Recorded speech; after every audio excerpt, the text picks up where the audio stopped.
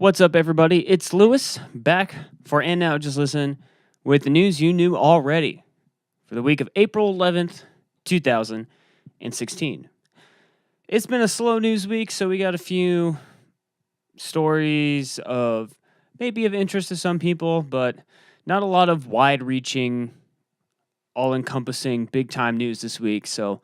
But stay tuned. We got a grip of sick releases this week. Not a lot quantity-wise, but some serious quality. So check that out, and let's get started with some news.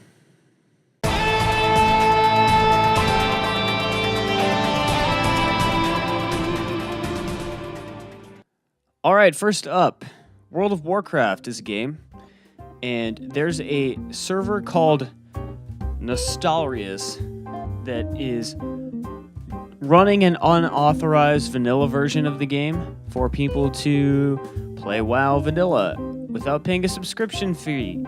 And Blizzard hasn't taken too kindly to that and has decided to issue a cease and desist. The group running the server has responded by asking Blizzard to look the other way. And I don't know that they will. They have no reason to. It's interesting because I find it odd that people would want to play the vanilla version of that game. I'd never played it, but based on what I've played in more recent times and stories I've heard from people like Nick who did play vanilla WoW, it's a much better experience now. So I think it seems just like people want to play so they don't have to pay for it, and I don't think they're even playing like the best or a necessarily good by today's standards version of the game. And there's no way that this isn't getting shut down, but it's pretty interesting to note that it's gotten so far that Blizzard is shutting it down. So no more free vanilla WoW for you. Sorry, guys. Speaking of Blizzard, they have a thing called BlizzCon, and it's of course coming back this year. They announced dates. It's going to be November 4th and 5th, with tickets going on sale soon. Because their on-site tickets sell out really fast, I'm sure that they will once again do their digital ticket, where you get some digital goodies and you get to stream all the press conferences and all of the, I believe, all the esportsy stuff that goes on, free of commercials and all that good stuff. So BlizzCon's coming back, no surprise there. We expect it every year. It's going to be November 4th and 5th, so right before my birthday. I don't think anyone at ANJL is going.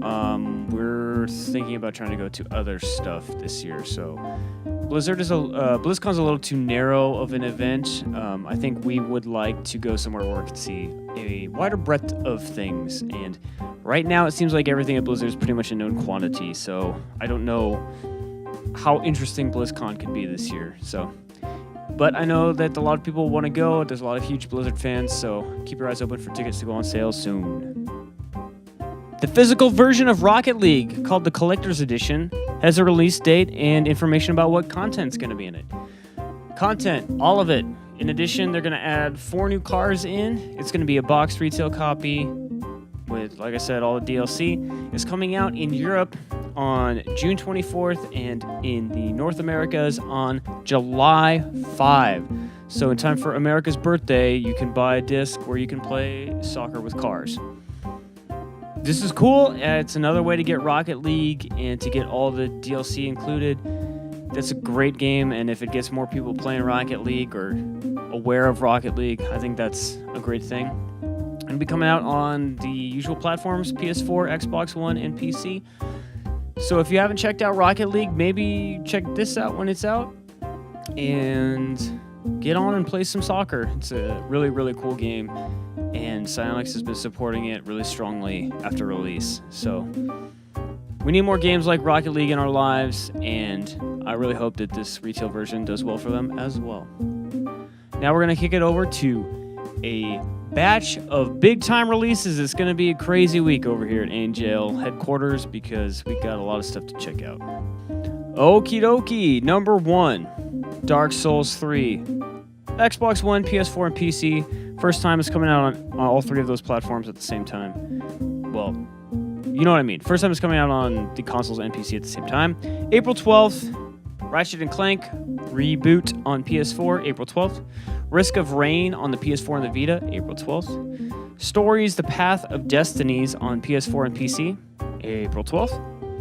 Aurion: Legacy of the Kori-Odan on PC, April 14th. Code of Princess on PC, April 14th.